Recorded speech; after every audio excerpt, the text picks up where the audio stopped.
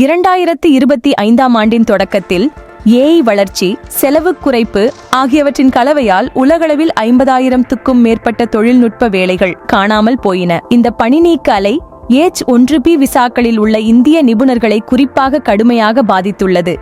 இதனால் பலர் அமெரிக்காவில் தங்கள் எதிர்காலத்தை மறுபரிசீலனை செய்ய வேண்டிய கட்டாயத்தில் உள்ளனர். மைக்ரோசாஃப்ட், மெட்டா, கிரவுட்ஸ்ட்ரைக் மற்றும் பிளாக் உள்ளிட்ட முக்கிய நிறுவனங்கள் இந்த வேலை வெட்டுக்களில் முன்னணியில் உள்ளன. வேலை பாதுகாப்பு, ஆட்டோமேஷனின் வளர்ந்து வரும் செல்வாக்கு மற்றும் வேலையின் பரிணாம வளர்ச்சி பற்றிய கவலைகளை தீவிரப்படுத்துகின்றன. இந்த நிச்சயமற்ற சூழலுக்கு மத்தியில் ஒரு வைரலான சோஷியல் மீடியா பதிவு பரவலான விவாதத்தை தூண்டியுள்ளது. அந்த பதிவில் தொழில்நுட்பம், ஆலோசனை மற்றும் பிற துறைகளில் வேலைகளை ஏஐ எளிதாக்கியுள்ளது. மிகவும் சிக்கலான பணிகளை இன்னும் கையாள முடியாவிட்டாலும் அது இன்னும் பயன்படுத்தக்கூடிய சிறந்த தீர்வுகளை உருவாக்க முடியும். இதன் விளைவாக நிறுவனங்களுக்கு அதே அளவு வேலைகளை செய்ய குறைவான ஊழியர்கள் தேவைப்படலாம். அமெரிக்கா படிப்படியாக குடியேறுபவர்களுக்கு எதிரானதாக மாறி வருகிறது, மேலும் பணி நீக்கங்கள் அந்த உணர்வை தூண்டுகின்றன. அரசியல்வாதிகள் H-1B விசா வைத்திருப்பவர்களை பலிகடா ஆக்குவதன் மூலம் இந்த மனநிலையை பூர்த்தி செய்யலாம். 2 முதல் 3 ஆண்டுகளில் இந்தியர்கள் மற்றும் சீன நிபுணர்கள் பெருமளவில் வீடு திரும்புவதை காண்போம் என்று நினைக்கிறேன். நீங்கள் என்ன நினைக்கிறீர்கள் என்று அந்த பதிவில் கேள்வி எழுப்பியுள்ளார். இந்த பதிவு ஏராளமான பதில்களை தூண்டியுள்ளது. அதில் ஒரு பதில், அரசியல்வாதிகள் வாக்காளர்களுக்கு கணக்கு கொடுக்க வேண்டியவர்கள். 10 ஆண்டுகளுக்கு முன்பு இருந்ததை விட அமெரிக்க உயர்நிலைப் பள்ளிகள் இப்போது வலுவான கணினி அறிவியல் கல்வியை வழங்குகின்றன.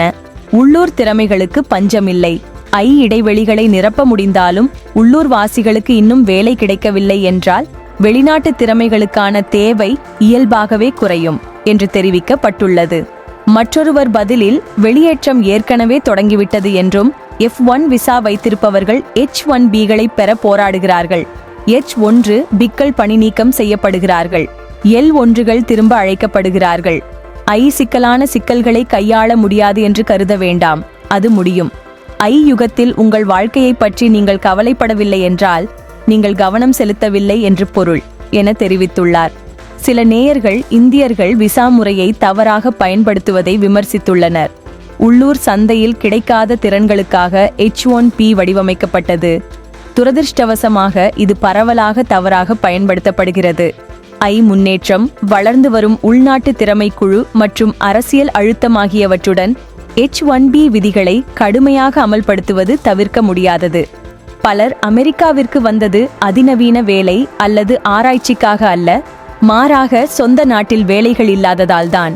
பொதுவான அல்லது காலாவதியான திறன்களை கொண்டவர்கள் மிகவும் ஆபத்தில் உள்ளனர் என்று ஒருவர் கருத்து தெரிவித்துள்ளார்.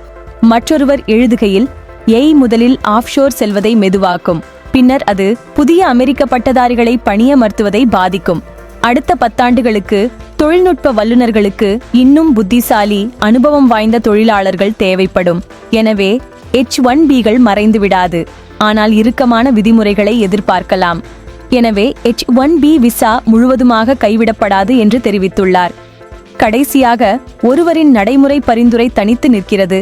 அது என்னவென்றால், உங்கள் வருமானத்திற்கு கீழே வாழுங்கள். உங்கள் நிறுவனம் இந்தியாவில் வலுவான இருப்பை கொண்டிருந்தால் மற்றும் ஒரு நல்ல முழுநேர பங்கை வழங்கினால் இடமாற்றம் செய்வதை கருத்தில் கொள்ளுங்கள். கிரீன் கார்டு இருந்தாலும் கூட அடிப்படை IT திறன்களை மட்டுமே நம்பியிருப்பது ஆபத்தானது என அந்த பதிவு தெரிவிக்கின்றது.